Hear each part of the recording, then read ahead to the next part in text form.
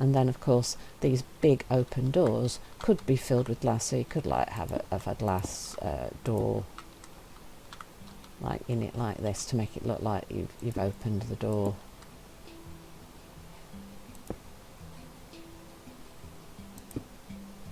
Like so. Can we place it? No, we don't want the glass there, we want it here like this, don't we, to make it look like we've opened the doors. So you could do that for the door, see, like so. And I think I'll do that on this one as well, so I would just turn it back like so.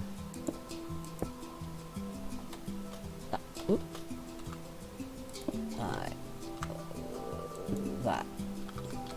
That could work, couldn't it? Of course, if I place the glass here, it might connect to the door, which might look a little odd, so that might not be a good idea.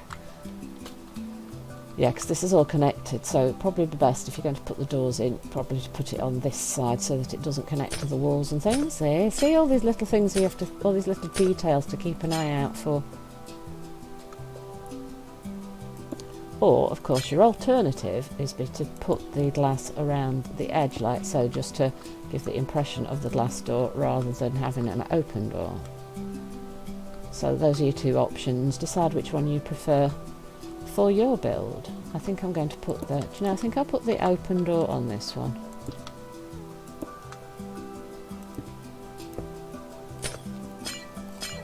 Like that. And then maybe the edging on this one, because this could be in place for where the walls are. So let me show you what I was thinking for the interior, and then I'll finish things off camera and then give you a quick tour so you can see it with all the windows and things in. Oh, and of course the roof. Now the roof is also interesting. What you want to do is grab the light grey concrete again, and what I want to do is do a row around the edge. Now come all the way to where the dark grey concrete is and go across with the dark grey, like so, and then switch back to the light concrete and go all the way around.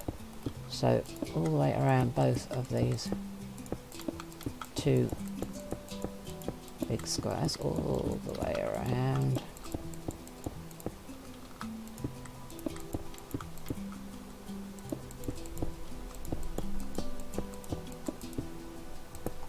Like so.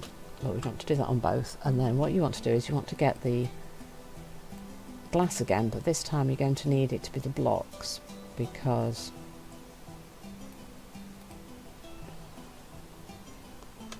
glass. So we want the light grey stained glass, but this time what we want are the blocks. There we go. And then just fill in the roof with the blocks of glass. Because it's an art gallery, you want as much light as possible, and natural light tends to be the preferred thing. So you just fill in the big squares like that, but fill the whole centre in with the glass, like so. And then for the interior, I want to grab the white concrete and put in some walls in order to display your artwork. So if you come to where the walls are, I want you to start where the counter is and count 2 blocks away from the counter and 2 blocks away. Right, so 2 blocks away from the counter, so on the 3rd block, and then 2 blocks away from the door, and on this block I want to start putting walls, and then I want to check that I've got the dimensions right before we start. So the first one I want it to be 4 wide, so 1, 2, 3, 4. Then I want a gap of 2, and then a wall of 3, and then a gap of 2, and then a wall of 5. 1, 2, 3, 4, 5, and then a gap of 2, and then a wall of 3. Should leave me a gap of 2. Beautiful. And then we want to do the same thing from the opposite side. In fact, let's start at this end. So 2 away from the wall for the third, and then 1, 2, 3, and then we want 3. Hang on, I've done something wrong. 1 block further in. 3 away from the wall. Yeah, that was right, wasn't it? So 1, 2, 3, then a wall, then 1, 2, 3, and then a wall, and then 1, 2, 3. That's it. So 1, 2, 3, then the wall, then 1, 2, 3, then a wall, then 1, 2, 3. But a gap of 3 along the short. A gap of 3, then a wall, a gap of 3, then a wall, then a gap of 3. So that's across the short length, but across the long length we only have gaps of 2.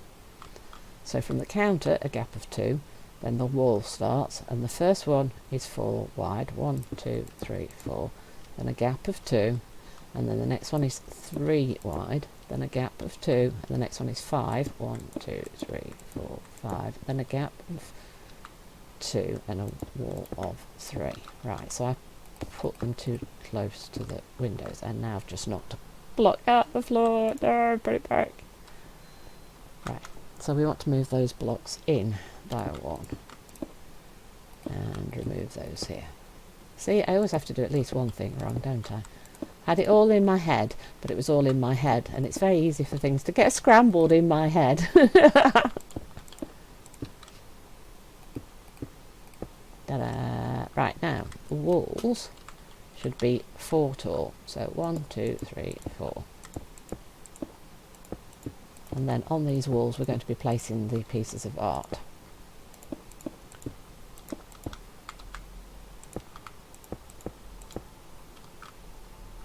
So I think you're getting my ideas. Ta-da! Da-dee-dee-dee-dee-dee.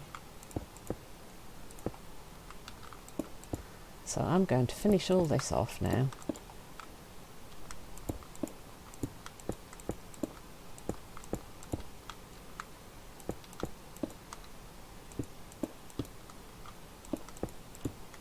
And then you can see what I was thinking of.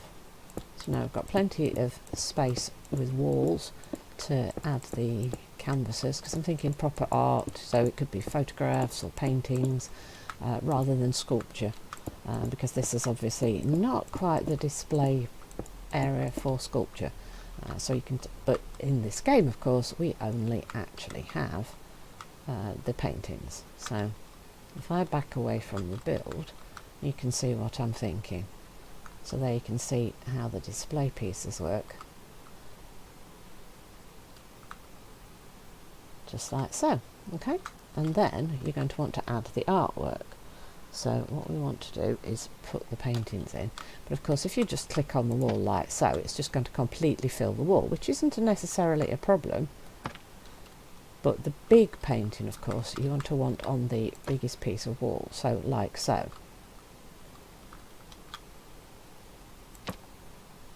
Like that, you see, these big paintings. But I prefer not to have the same painting, you see, visible on each. On the opposite facing walls, I want it to look different, see, like that. So those are the big pieces. But now, when you get to the smaller walls, you are going to need to use a marker block to make sure that you get the size of painting that you want on them. So something like, oh. Actually, can I do it like that? Then we could get the, oh, not the frame, there you go. So like that, you can make sure you get like the 2 wide.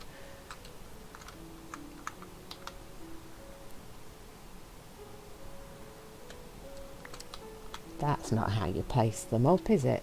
So that's quite funny. Okay, right, so let's be sensible here. Right, so if we put this like this, can we get another, can we get the other, no, I want the other, that's the one.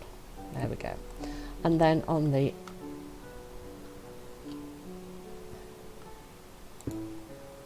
others, I was kind of thinking I'd like the, and then if you want the smaller ones, you're going to need to put the like blocks all the way around the sides, like this. Actually, I think that might be too low down. I think what we might want to do for those ones is make them a block higher up like that. Do it like this, and then you just play around until you get all the paintings on the walls in the places that you want. So what I'm going to do is I'm going to run away and do all of that off camera to finish everything off, and then I'll come back and give you a little tour around the build as it's finished. And here we are back now with everything completely filled in. As you can see, that slight grey tint to the windows actually does make it look like it is protecting the paintings against the UV, like I was saying earlier. And the roof, as you can see, using the blocks for the glass, is very, very flat, but it also gives you that great skylight, and that isn't the angle that you're going to be seeing it from very often. But because we've got the glass pane along the front walls, that gives it that 3D effect, so it doesn't look so flat, and it does look very modern and sleek from the exterior. And as I said, if you're coming from the shopping centre, if we go in here, can come straight out of the back of the shopping centre and just walk straight into the art gallery. And you've got the great views out over the bay and up to the mountains from inside the building. And you can see the back of the town hall as well if you want to look at the architecture. But we've got all these beautiful paintings on the walls. So here we've got the counter where the staff can be standing. They've got a great view down the entire length of the art gallery, so they can keep an eye on people, and they're perfectly in view for people to come and ask for help or to know more about the artists and the paintings. And then on the walls, because we've got a variety of sizes of wall, we can fit on different sizes of paintings. So you can have the one that's 4 wide I've used for the 2 by 2 paintings. The 3 wide walls can be used for the small 1 by 1 squares, or the 2 high portraits like we've got down here, and then the 5 wide one can have the big things, or of course you could put a couple of small ones. So on a 5 wide one you could have a gap, then a 2 by 2, then a gap, and then one of the 1 by 2s perhaps on your display wall. So let's just have a quick look at the art. I've tried to make as many varieties of different paintings on the walls as I could. So if you just walk up and down, if you were admiring the art, you see, you could just walk up and down the rows, and you can see, oh, we've got a 1 by 2 there and a 1 by 1 on here. And then on here we have repeated a couple of these bigger paintings, but like I said, you could do a 2 by 2 and a 1 by 2 on the same wall, and of course you could vary up the sizes of the walls depending on the shape of your building. If you don't make the same shape as I've got, you can use a variety of different widths of wall to fit into your particular build, so that everything just comes together really nicely in your art gallery.